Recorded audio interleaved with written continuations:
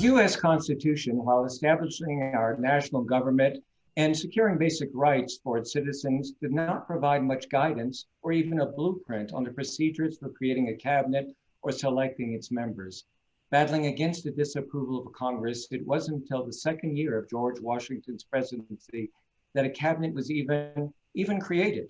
Our guest today, Dr. Lindsay Chervinsky, gives us the background in her recently published book, The Cabinet, George Washington and the Creation of an American Institution. Good evening, everyone. I'm Jim Falk, President of the World Affairs Council of Dallas-Fort Worth, and thank you so much for joining us for this conversation, which does seem especially timely as we were just, can you believe it, 1 week away from the 2020 election. Lindsay will be in conversation with one of our most popular guest moderators. Of course, that's Professor Jeff Engel. He's the founding director of Southern Methodist University's Center for Presidential History. And now you can hear him, I think, almost every week on his podcast, The Past, the Promise, and the Presidency. And this is a podcast that he co-hosts with Lindsay. And I bet he'll tell you a bit more about it. But let me tell you now about how you can purchase a copy of The Cabinet. You can go to interabangbooks.com. That's Dallas's independent bookstore. You know, I was just reading, I guess it was about 2 or 3 days ago, an article in the New York Times about how an independent bookstore is closing because of the COVID virus every week. So I know you use Amazon, you get a cheaper price, but use Amazon for the other commodities and products. Think about your Dallas independent bookstore or the bookstore in your own community. And if you go to interabangbooks.com, you can get 10% off on The Cabinet. And actually, you can get that 10% discount on any of your online book purchases. So I hope you'll do that. Want to thank our program partner, and that is the Center for Presidential History at SMU. To keep up with our programs, you can always go to our YouTube site, dfwworld, that's our channel. And Jeff, with that, I turn it over to you. Looking forward to enjoying your conversation with Lindsay. Great, thanks, Jim. Hi, everybody, good to see you. Thank you to Jim Falk, of course, and to the World Affairs Council of Dallas-Fort Worth for putting together this conversation, which, to be honest, is kind of a conversation between friends, because Lindsay and I, well, we have history. Let's just say it, but put it that way. So this is going to be a wonderful conversation. I want to mention first off that we decided to follow in the World Affairs Council's footsteps and create a podcast. Lindsay and I are actually two of the co-hosts, along with another postdoctoral fellow from our center. We are looking at the history of presidency and race. Yes, this is a topic entirely of the moment. We're looking at the way that presidents since Abraham Lincoln on to Donald Trump and perhaps beyond have explored and in fact impacted this critical issue of American history. Now, being the World Affairs Council, you, like me, are primarily interested, I shouldn't say primarily, fundamentally interested in international affairs and global affairs and foreign policy. And as a foreign policy guy, I can assure you, when you ask me what the most important question is in American history, I have to come back to the question of race. So we're trying to explore that through the eyes of the presidency. So please, if you would, check that out on your whatever source you listen to your podcast. Now, let's get to the matter at hand. Now, this is a really fun one for me because we are talking with somebody who I think can best be described as a success. Why should I describe her that way? Well, first of all, it's obvious. But second of all, she's a success for us, the Center for Presidential History, because Lindsay is one of our products. She's one of our former postdoctoral fellows who has gone and done good in the world. She has managed to do a couple of things that are remarkable in the history world these days. First is to find employment.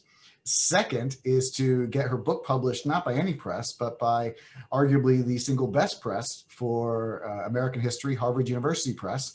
And we could not be prouder of her as a product. In fact, the topic she's going to be talking about today, George Washington's cabinet, is remarkably important and understudied. In fact, when we first received Lindsay's application to join us several years ago, I noted in a letter of recommendation from her advisor, the line that said, you're probably saying to yourself, surely someone has written on the cabinet.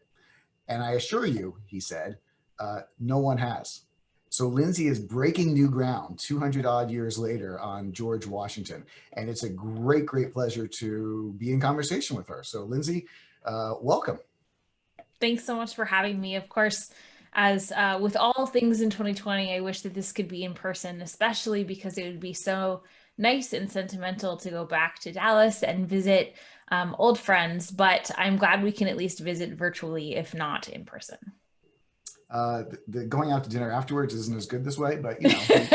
I know we close down our events and then you're just still sitting there in your office and it's like, okay, well, that's a little anticlimactic, but the silver lining is that people from across the country can tune in, which wouldn't necessarily be the case otherwise. That's absolutely true. So everybody, I'm going to be having a few questions with Lindsay, but I really want to open this up to a broader conversation. So as Jim mentioned, if you would, you all see the Q&A function down at the bottom of the screen. Please click on that and we will be able to hear what you want to know. And if you like someone else's question, click on the like button for their question. And that way I'll really know to get it into the conversation. But let me start you with this, Lindsay. How is it possible that no one has written on George Washington's cabinet? What brought you to this project? It's a great question. And it's one that I think a lot of people ask me sort of in disbelief. And I think that that disbelief actually gets to the heart of why it wasn't written about, because every president has had a cabinet. And of course, it's such a prominent part of our sort of daily political life in the 21st century that it's unfathomable that no one would have discussed this topic. I also think there's a little bit of a presentist approach to history. So people think, well, it was 220, 240 years ago. Surely someone's already written about they've been dead for such a long time. And that was sort of my expectation, because when I started this project, I was looking for books to read about the cabinet to try and figure out maybe what angle I wanted to take or what question I wanted to ask. And I couldn't find any. And I went to my advisor and I said that, and I said, I'm really not trying to avoid the work. I was afraid that he thought I was trying to get out of it. I said, but I really can't find any. And I don't think he really believed me. And so he went and looked too, and he's like, wow, you're right. There really isn't anything there. And it's pretty remarkable because the cabinet, isn't in the Constitution and no legislation ever created it. So maybe people just thought it was there from day one, but that was definitely not the case. Well, so how did Washington decide that he needed this completely, innovative idea, unconstitutional in some ways? Absolutely. Well, so one of the things that I like to emphasize when I'm talking about the cabinet, and Jim pointed this out in his introduction as well, is that the cabinet didn't actually exist for 2.5 years into Washington's administration, which I like to emphasize because that sort of pushes back against this notion that it was inevitable or there from day one. Definitely not true. And so I think that that's really important to acknowledge, because what that meant was that Washington didn't intend to create a cabinet. And in fact, he went into office sort of with the understanding that there were these options that were laid out to him in the Constitution. And of course, he was at the Constitutional Convention, so he had a very good sense of what it was that he was supposed to do or what the delegates expected him to do. And he really tried to stick to that. It just turns out that sometimes best laid plans don't actually work when rubber hits the road, and you have to sort of be willing to experiment and be flexible and come up with a solution that actually works for the challenges you're facing. And that was absolutely the case with the cabinet. Now, one of the things that I really enjoyed and learned from your book was the way that Washington drew for his cabinet upon his previous career, upon his military experience. How did the cabinet sound in many ways to him like a council of war? Yeah, well, so there hadn't been a cabinet before, so he didn't have anything to, follow. He didn't have a guide that he could model himself after. And he knew that Americans were very suspicious of the British cabinet. So that did exist, but that was not something he was trying to replicate. And then there were also councils in the various state governments, but those really served to limit executive power and limit the power of the governors. So that was also something they were trying very hard not to replicate. So the only thing that was left to him was his own leadership experience. And I think we forget that it was the same person that was commander-in-chief as was president. We tend to think of Washington the general, or we think of Washington the president. And we forget that, like all humans, our past experiences inform who we are in the present. And Washington was no different. And so the councils had been really helpful for him because it was a way to get information and advice from people who had really different perspectives and experiences, and even just people who had walked different terrains. So when you're trying to talk about military strategy, people who have literally walked different steps are very helpful. It was also a way for him to try and build unity or consensus among these really big personalities. And also, the council served as really effective sort of political shield when he had to make a very controversial or unpopular decision, like retreating or abandoning New York City. And so that was something that he had learned had been really effective and really useful during the war. And so he tried to replicate that process and actually use many of the same strategies, because while they weren't in the military anymore, the cabinet secretaries were still equally big personalities. Okay, so who are we talking about? Who are the names here, and what exactly were their responsibilities, and then what do they actually do? Great question. So there are 4 guys we're talking about in addition to Washington. So there's Secretary of State Thomas Jefferson, Secretary of the Treasury Alexander Hamilton, Secretary of War Henry Knox, and Attorney General Edmund Randolph. My guess is those first 2 names are super familiar to you, but maybe the last 2 not quite as much. So the first 3, the Secretary of State, Secretary of War, and Secretary of the Treasury, they had basically 2 hats. The first hat was that they needed to manage their department. Now, of course, those departments were much smaller than they are today, so their bureaucratic responsibilities in terms of oversight were more limited, but they were still managing people and events and developments around the globe. Then their second hat was as an advisor to the president on whatever the issue was in their department that maybe came up that he needed advice on. The Attorney General was a little different because the Department of Justice wasn't created until 1870. So the Attorney General was really supposed to be a constitutional advisor for both the president and the other secretaries, to provide advice on the legality of a policy or legislation or decision they were talking about making. Now, we live in an era where the president's relationship with his subordinates and with his cabinet is always taking different turns, it seems. How did those first cabinet members conceive of themselves in relation to the people and the government and Washington? Were they there to work for George Washington, or did they see themselves as having a different, broader role? Yeah, I think that they saw themselves in 2 ways.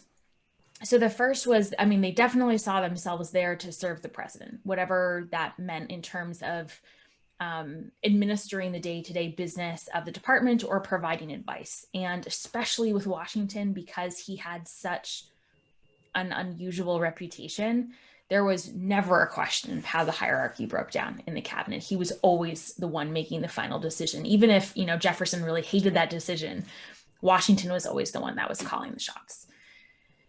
The second role is one that they didn't necessarily talk about as much, but I believe firmly was how Washington decided on the particular people that he selected. So when we look at the pictures of the cabinet, of course, we see 5 white guys. And so by 21st century standards, it's not a particularly diverse group. But in the 1790s, it was actually considered quite diverse because they came from different regions. They had different education and experiential and religious and economic backgrounds. They were aligned with different sort of factional and cultural interests in the United States. So Hamilton cozied up to the merchant elite in urban centers and was focused on industry, while Jefferson, represented the yeoman farmer in the Western regions. So they understood that they were sort of representing these different types of Americans and also different types of American visions and about what the country should be and should become. And Washington was very clear that he wanted those different visions in the cabinet, and he thought it made him a better president to have that diversity of perspective. Okay, now, Steve Cotton actually has asked a question which is remarkably right in that vein. So Excellent. It's going to sound a little similar to what we're just discussing, but I want to use this to expound a little bit, if you would. He writes, to what extent was Washington's selection of his cabinet based on the desire for managerial competence versus political expediency, or a mix? You already mentioned geography mattered. You already mentioned that Washington wanted unvarnished advice. What else would go through Washington's mind and the politics of it as he's choosing these different gentlemen? Yeah, it's a really important point, and I think it's actually one of the legacies that Washington left for cabinet practices that are sort of overlooked, because he didn't ever write a treatise about it or anything like that. But I think that the practices are pretty clear. So first, as we've already talked about, there was that diversity of perspective, which was really important, especially when nationalism wasn't a thing in the 1790s, and the flag didn't have the same sort of symbolic importance that we think of today. So Washington was kind of it as a national figure. And so he was trying to draw the American people and then different states together and sort of build very tenuous emotional ties. And so the cabinet and representation was a really good way to do that. So the second factor was that he had to know the people and he had to trust them, which makes sense because if you're going to ask someone for advice, it's helpful if you think that they're going to give you good advice. And then the third is he wanted their experience and knowledge and training to be different than his own. And this goes back to his Council of War experience and what he had found so helpful. So for example, Thomas Jefferson had served as the minister to France. He had been in most of the major European capitals. He was fluent in French, which was the language of diplomacy at the time. And George Washington had only left the country once. He went to Barbados when he was a teenager, and he did not speak French. So when you're thinking about what it is to conduct diplomacy, it's helpful if you have someone who knows what the customs are like at Versailles or the court of St. James. So Washington wanted to make sure there was that knowledge and expertise in his cabinet positions, because I think one of his greatest strengths was knowing what he didn't know and knowing what he needed help with, and then being willing to implement that and ask for it. Well, actually, that leads into the next question I wanted to ask, which is sort of Washington's ability to learn and, more importantly, to listen. Because, frankly, you know, from fifth grade on, we tell Americans that the story of the first cabinet or the story of the first administration is the fight between Hamilton and Jefferson. Somebody really should make a play about that, I think. And it strikes me that, you know, Washington has reasons to follow both. If you think about his background, if you think about his experience and so on, walk us through, first of all, do you think that's a useful analog way to think about things to even in 2020? And second of all, how did Washington come to make his decisions based upon what the cabinet was offering him, especially with these critical issues of political philosophy? Yeah. It is helpful in some ways as sort of a shorthand, because Hamilton and Jefferson represented two completely divergent views of what the nation should be and what it should become. So Hamilton believed that the United States should ally itself with Great Britain, which was the country's largest trading partner, that it should invest in industry and urban centers of trade. He believed in a strong federal government and a strong military. Of course, we can see all of his own personal experiences reflected in those views. And Jefferson was the exact opposite. He really thought that cities were the center of corruption and sin and disease, and he didn't want what had happened and what he saw in Europe to occur in the United States. And so he thought if everyone was a farmer, of course, you would need some trade because you had to sell your stuff. But if everyone was a farmer, then you would avoid that sort of temptation for evil. And so naturally, the United States should ally itself with France, which was the emotional sister in terms of the revolutionary partners. And the French Revolution was sort of the part two of the American Revolution. And so we can kind of see they disagreed on everything. And those two visions were, they were sort of the figureheads of those two visions, but they had a lot of people that supported them and a lot of visions behind them. And in some ways, I would say that in terms of how our country is structured, Hamilton won out, but in terms of what we still think of as the ideal American citizen, the concept of having a single family home with a white picket fence and a little yard in the suburbs, that's very Jeffersonian. So he's really held on in terms of our cultural ideas. Washington set up that dichotomy intentionally. He did not mind the conflict. And in fact, when they argued, while it probably didn't take place in rap, they did fight in person together. And that was really helpful for him because it was basically a way for them to stress test each other's ideas and to poke holes in these arguments. And he could sit back and take in all of that information. And you're right, he did listen. He wanted to hear that information. He wanted to hear the arguments.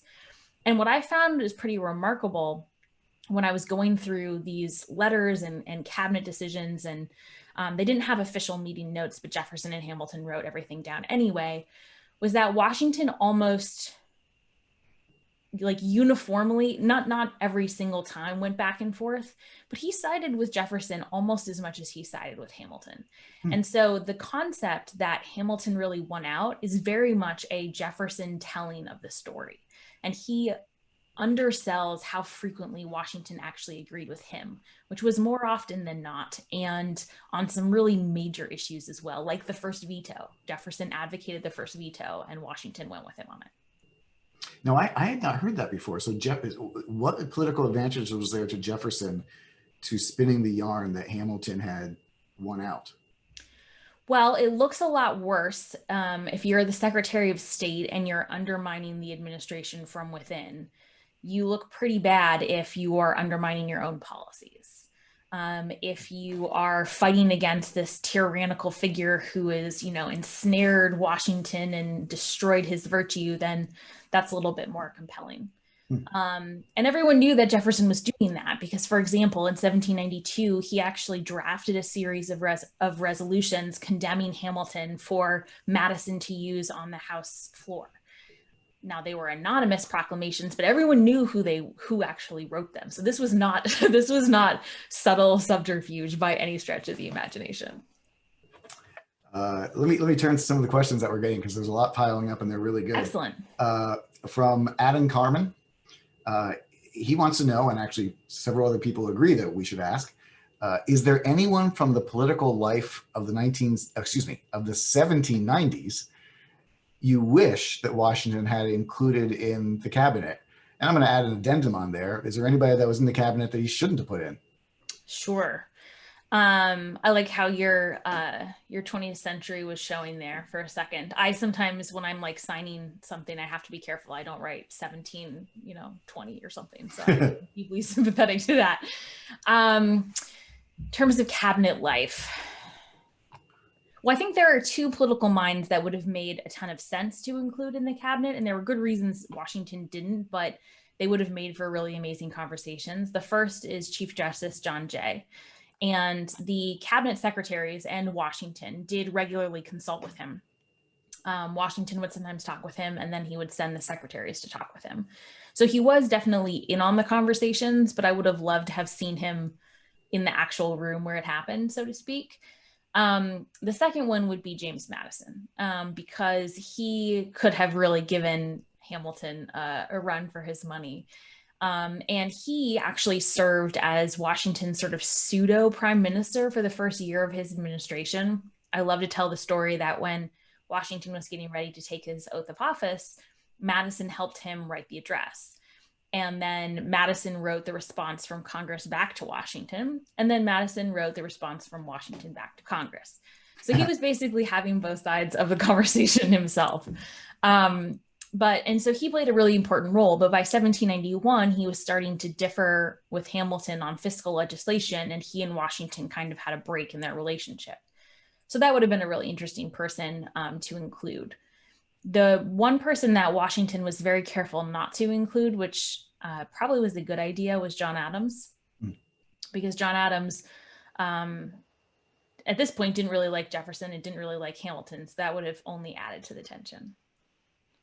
Now, actually, Kirsten Kohlenberg was asking about Vice President Adams.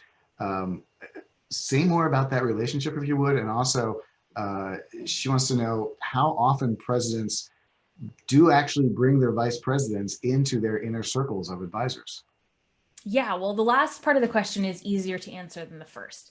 So pretty rarely. And in fact, vice presidents playing a central role in the administration is a pretty recent phenomenon. Usually, vice presidents are selected because of an electoral advantage, not because they will necessarily make for a good partner. And that has definitely changed. We've seen sort of the dialogue and the dynamics around that in the last couple of electoral cycles, but that is definitely more the aberration than the rule. John Adams and George Washington are tricky because they didn't write down what they actually really felt about John Adams wrote down what he felt about George Washington, but George Washington didn't necessarily write down what he felt about John Adams. Or if he did, they maybe were in letters to Martha and she burned all of them after he died. So we don't have a record. So Washington did ask Adams for some written advice in the first couple of years of the presidency and then towards the end of his presidency.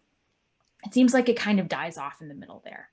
And they did regularly socialize. So they went to the theater together. Adams was a regular guest at Washington's house for state dinners. So they did see each other a lot. And it is possible that they talked about matters of state, but we don't have any records of those conversations. But what's very clear is that Washington never invited Adams to a cabinet meeting, ever. And that has to feel pretty intentional because he was always in town. He was available. He could have come and he didn't. And there are sort of two schools of thought about why that was. One was that as vice president, Adams was also president of the Senate, and Washington didn't want to blur the separation of powers.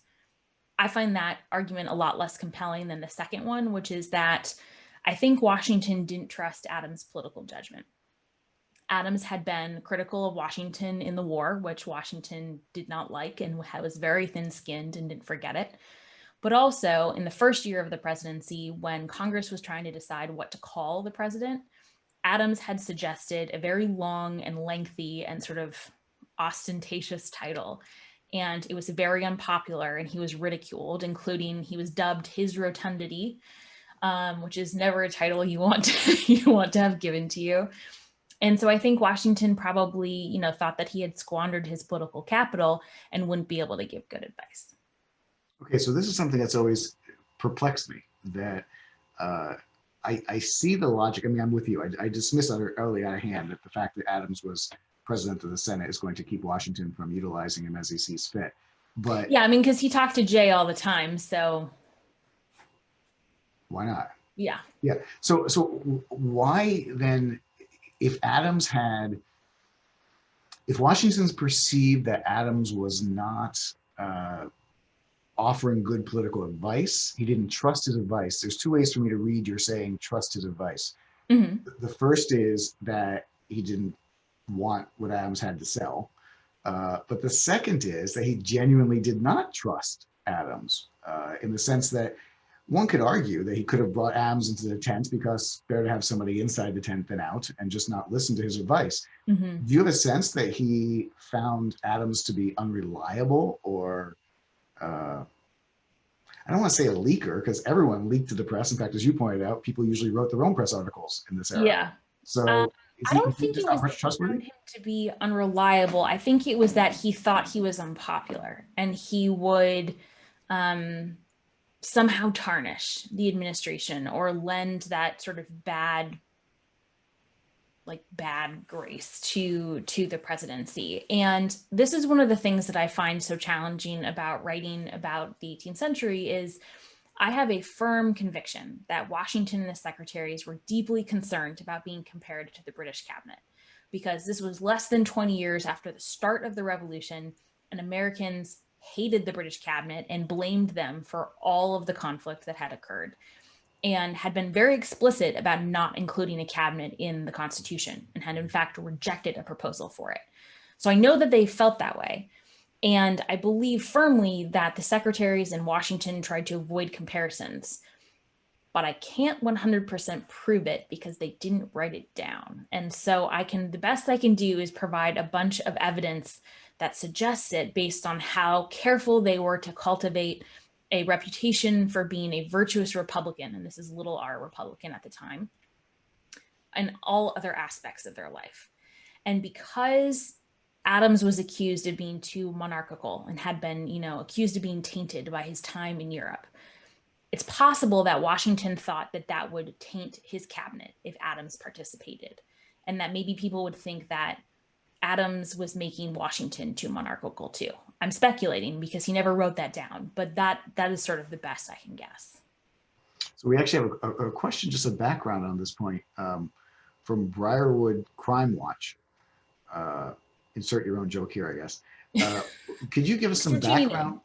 Can you give us some background on what the British cabinet looked like at the time? Yes. So this is a fun question because it demonstrates how we borrow political ideas, but also borrow language from our English brothers and sisters. So in the early 1700s, the king had a privy council, and the privy council was largely comprised of people from parliament, usually the ruling powers. There was sort of the court party and there was the country party. And whoever was in power, the privy council was made up of those leaders. But that got to be too big, and anyone who sat in on a big meeting or had too many cooks in the kitchen, you know how that goes. And so the king decided that he wanted to have separate meetings with sort of his favorite advisors. And the privy council met in this large chamber, and off of the large chamber, there was basically a closet, and it was called the king's cabinet, because that's what they called closets at the time. And he basically pulled these advisors into this room. And so that group of people became known as the King's Cabinet Council. And then eventually council was just dropped and it became known as the King's Cabinet. So if you do try and search in like 18th century newspapers and you put in cabinet, you can get a really lovely mix of furniture and politics, which can be this is why you can't just do as a historian. So what cabinet became known as is a private group that meets behind closed doors that tends to be secret. And Americans knew it existed, but they didn't always know who was in it, and they didn't know necessarily who was in power, who was making decisions, who was in charge, who was advocating which policy, which makes it really hard to hold people responsible if they do something you don't like. And so that notion of a secret body known as a cabinet was then borrowed by the Americans. And by 1792, people were talking in writing in newspapers about Washington having a cabinet as well. So let me slip, if I could, from Washington getting advice from his cabinet to Washington getting advice from other areas within the Capitol.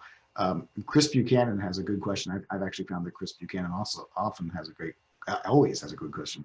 The question is, Washington consulted with the Chief Justice on a sort of regular basis, which would not be considered appropriate today. When did things change? Yeah, this is a really good question. So you're right, it would not really be considered appropriate, and Washington. And we know that this administration only does appropriate things. I can say that, but you can't. Okay. So yes, Washington and Jay talked all the time. Jay made it a practice every time he was leaving New York and then Philadelphia to ride circuit. He always visited with Washington before doing so. I don't know exactly when it became strictly inappropriate for the Supreme Court justice to talk to the president. If I had to speculate, I would say probably between Jackson and Lincoln, because by Lincoln, the court is pretty separate from the presidency. But I will fall back on my answer, which is that I'm generally an early American historian. And so I don't have an exact date about that. But you're right, it was totally fine at the time. And people didn't really seem to bat an eye at it. Do you have a sense? Do you know? No, actually, matter of fact, I was going to, hopefully you wouldn't mention the fact that I didn't know. Sorry. No, it's a great question, but I mean, it is a good question. I'm gonna have to look it up. And I think the problem with answering the question, it strikes me, is that it's not, there's no light switch that goes on, and presidents stop talking to chief justices. I mean, chief justices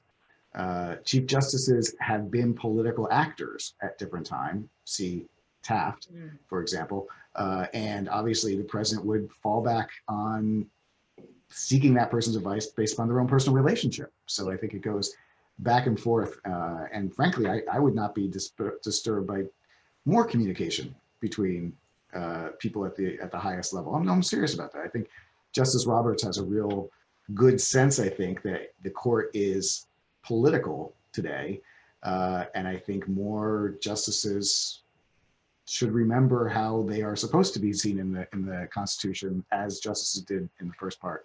But now we are getting far afield from Washington. we could do a whole talk on that. So Zach Nash asks a fascinating question here. He writes that he has heard that the first cabinet was sort of an all-star cast. one of the best we've ever had. First of all, what's your take on that? But more importantly, I think, because I think we know your take on that in a sense, how much of that is just novelty bias? How much was it, as with Washington, in fact, please speak to that. What's the name of that book? You always remember your first.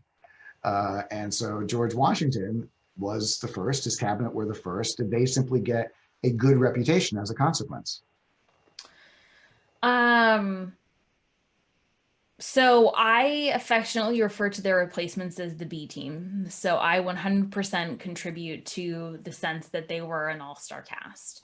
I think partly that is because of either what has borne out in history or what they did afterwards. So I don't think that Jefferson would be considered a remarkable Secretary of State if not for both his legacy beforehand as the author of the Declaration of Independence and his presidency later.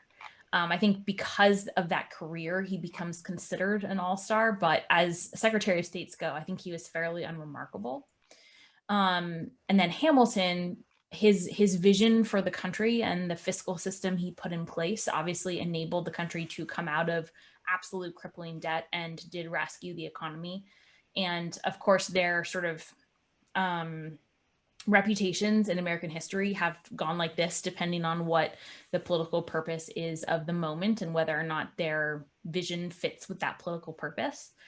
And then, of course, musical. So Hamilton is now in a totally different realm. What's really fascinating is after they left office, though, Washington tried to get some really pretty impressive replacements.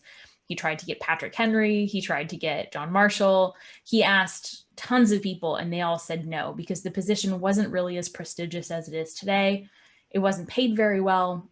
You had to leave home for months and months. Travel was really uncomfortable.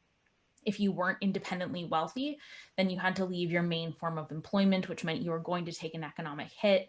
So I do think to a certain extent, it's we're kind of looking at it with rose-colored glasses.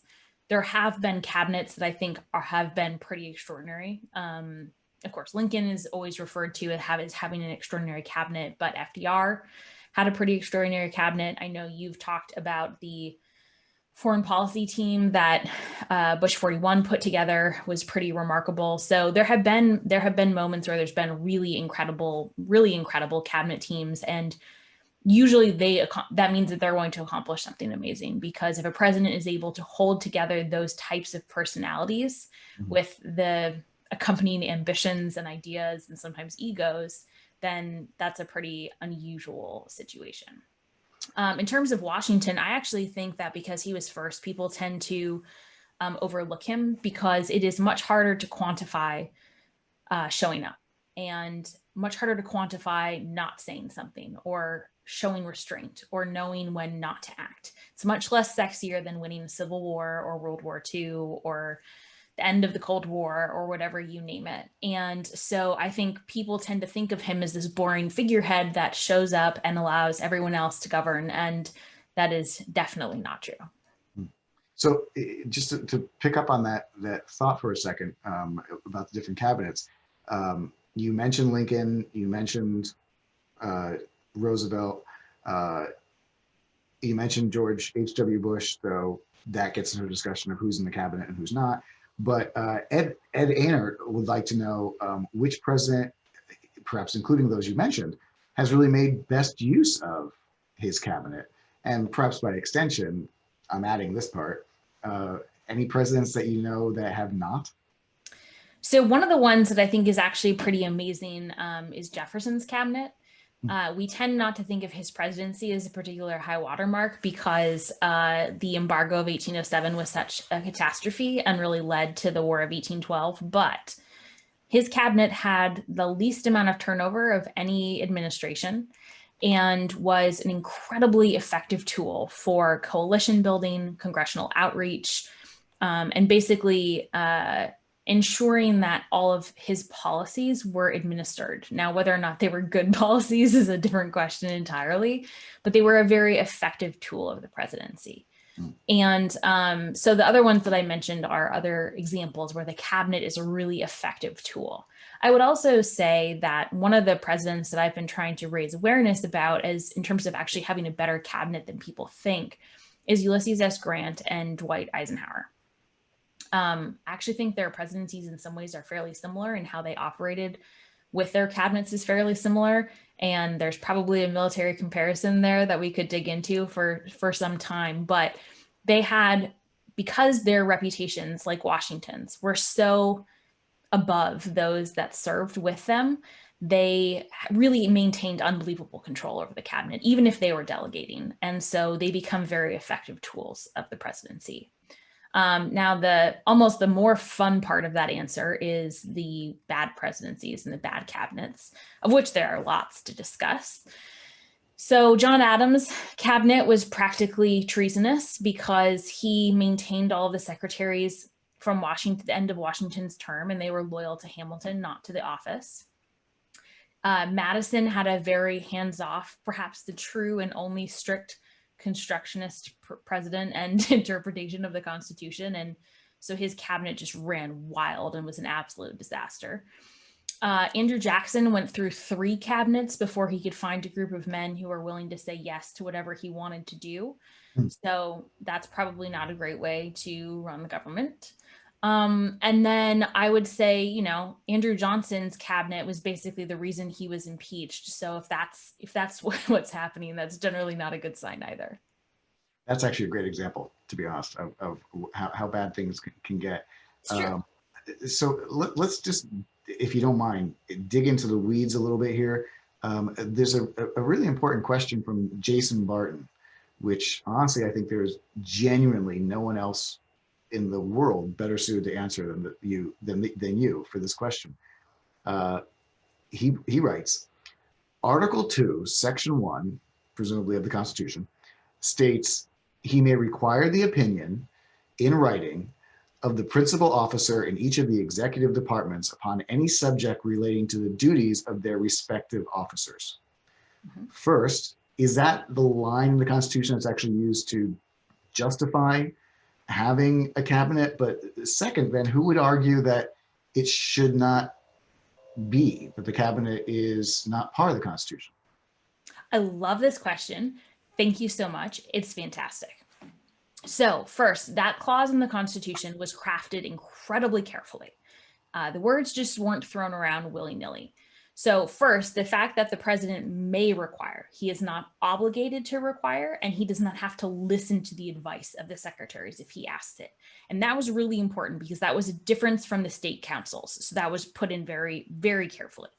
Second, the advice is supposed to be in writing so that there is a paper trail and there is evidence about who says what. So that written clause was put in there to ensure the transparency and the responsibility that they felt was lacking in the British cabinet. Because remember, they didn't know who to basically blame for bad policies, and they really wanted to make sure that it was clear who was calling the shots in the executive branch. And lastly, the secretaries are supposed to talk about the things that are in their departments, the things that they know a lot about. They're not supposed to be talking about things of which they have no knowledge or training or expertise. And that was really important because they wanted the president to have the advice from the best men. And so, of course, these secretaries, they had to be confirmed by the Senate to confirm that they were going to be good advisors. But the Senate was basically confirming that the Secretary of War was a really good advisor on issues of war, not necessarily on foreign policy. And so today, to bring it into the 21st century, when we see the Vacancy Act, for example, that says that a president has to nominate a new secretary within 210 days of the absence, that's to ensure that the Senate is basically confirming that, yes, this person is qualified to run this department and qualified to give advice to the president. So it's sort of an extension of that. That being said, very quickly into his presidency, and we didn't really have an opportunity to talk about this, but Washington concludes that what is written down in the Constitution is not going to work because the delegates to the Constitutional Convention expected that the Senate would serve as a council of foreign affairs. And Washington visits, he goes to ask for their advice, and it goes very, very badly. And so just a couple months into his presidency, he dismisses the Senate as an option and never goes back to ask for advice again. And around the same time, Washington had a copy of the Constitution printed, and he had a copy printed actually for all of the secretaries and John Jay as well. And in his copy, he makes a couple of notations in the margins, which he didn't do all that often. He wasn't like John Adams scribbling all over everything. And next to that clause that you brought up, he wrote President powers. But next to the clause that says that the president has to give regular updates to Congress, the State of the Union clause, he put required. So he's drawing a distinction between what is required of him and what he can use. And I think that sort of notation demonstrates that he's starting to explore what are the rights and possibilities of the executive branch and how can I make this actually work for me? It's amazing how many times Washington does that, obviously. You have to look back on his affairs and say, I am required to do this. I choose not to do this. And that document actually is at Mount Vernon. If you have the opportunity to go visit it, it's amazing. You know, let me ask you a question that is drawn. You're doing, it's such an amazing conversation. We've got questions building up, but I need to draw out something from your work that is not perhaps readily apparent. You've mentioned a couple times the room where it happens. Would you mind telling people about the amazing and innovative work that you're doing on the actual room? Yeah. So, and I mean, you deserve tons of credit for this because when I first started my when I first started my postdoctoral fellowship, I was like, I kind of want to do this one day, and you were like, do it, go for it, have at it, and help support it. I actually have an image, so I'm going to do a screen share real quick, so that you guys can see what the room would have looked like. So the president's house in Philadelphia was about 15, the president's house in Philadelphia was the largest, one of the largest residences in town. And on the second floor, there was a small room that was about 15 by 21 feet, and it was the president's private study. And so this sort of depicts what the room would have looked like. There were at least 3 mahogany bookcases, Washington's dressing table, his large French desk, which was actually about 5 feet wide. There was his globe and his uncommon chair, and then also an iron stove in the corner. And he probably brought in a small table and chairs for the secretaries when they came to meet. I don't think this picture totally demonstrates how unbelievably stuffed the room would have felt by 21st century standards. There was so much furniture in this room. And that was kind of how people used private spaces in the 18th century, because Washington got dressed in this room. His enslaved manservant, Christopher Shields, did his hair in this room. He did all of his writing. His private secretaries came in and helped him with his correspondence. So it was really a multi-purpose space. But what's important about this room is that when he met with the cabinet, it was in this space because it was one of the few spots in the house that guaranteed privacy. The rest of the rooms were really multi-purpose. And most of the meetings took place in the summer, in August, in Philadelphia, without air conditioning. And as I said, it was only about 15 by 21 feet. 5 very large guys stuffed into this space and would have been in this room for several hours per day, up to 5 times per week. And as we've discussed, Hamilton and Jefferson absolutely despised each other. So you can imagine just how fun that room would have felt and the tensions and what it would have been like.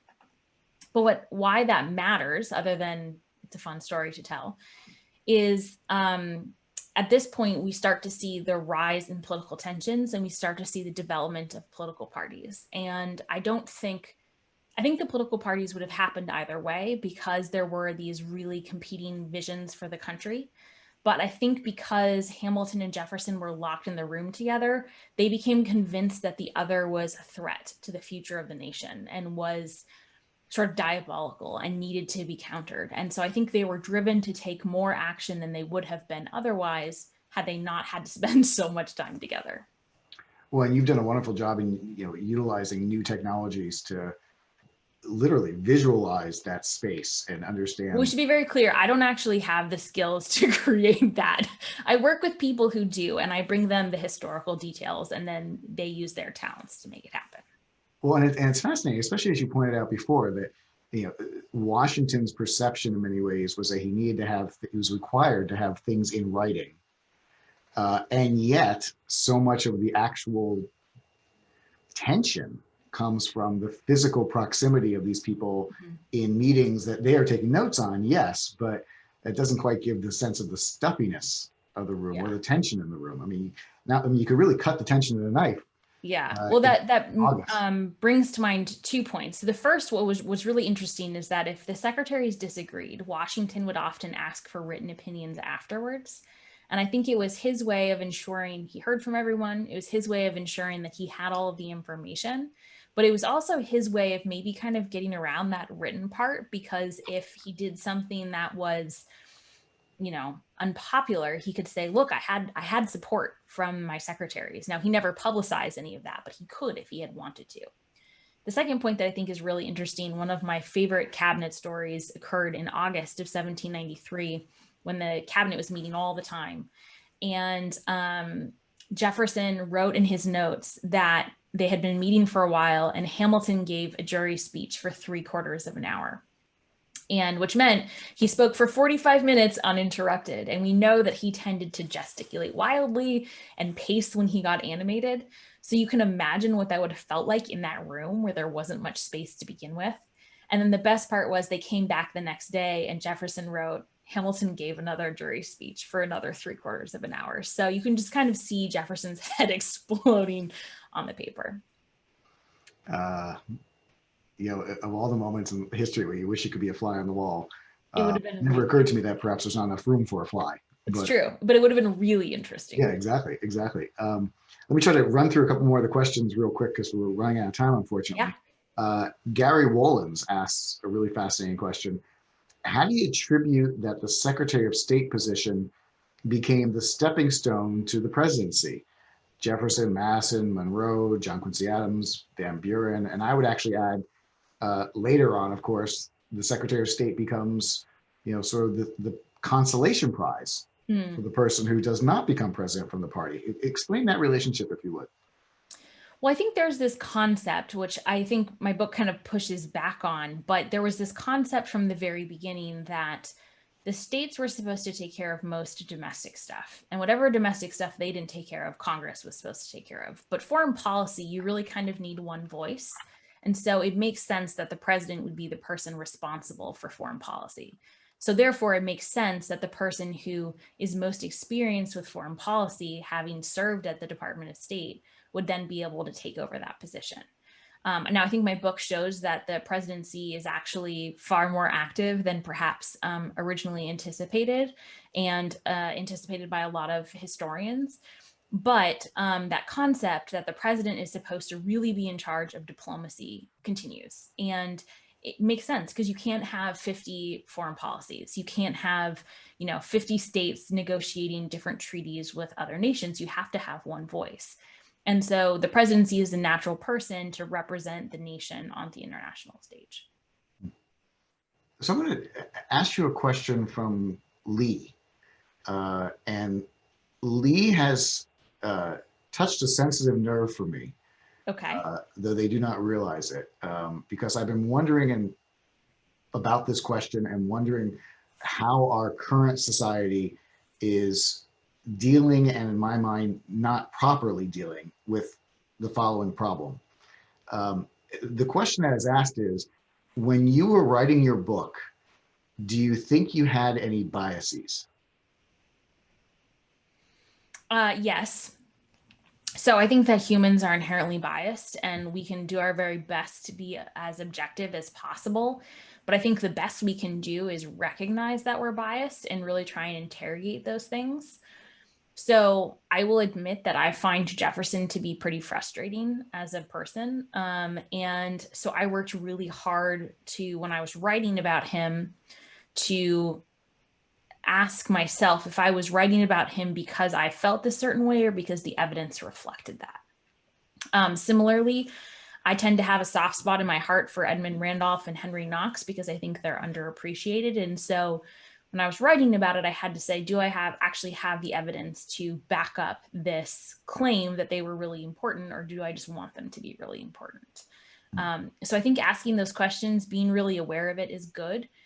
Then the last thing I will say is, for those of you who have read the book, the last paragraph of the book, maybe, there's a sentence, there's a paragraph that brings forward how the cabinet has evolved to current day.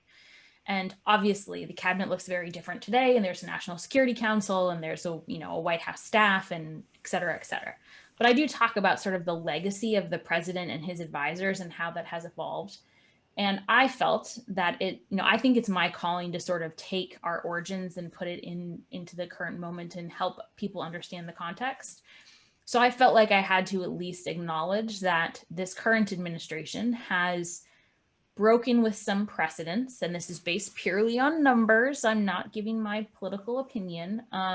There's been more turnover in this administration than any other, and that's just a fact. It's a numbers fact. It's not a political decision. I could have said more, but that would have been putting more of my bias in it, and I felt like that was inappropriate. Some people are still very angry that paragraph exists, but really? I then asked them to interrogate their bias as to why they're very angry about that. Well, Jeff, Lindsay, thanks so much. Lindsay, it is such fun to hear you talk about the book. I remember, it's probably been almost 2 years ago when you first told me what you were writing, and it sounded exciting then. Even though you're frustrated by Thomas Jefferson, that's hard for me to hear. Being a UVA grad, but I'm sure Jeff's happy to hear that. Jeff, as always, you're just a wonderful armchair moderator. Thanks again.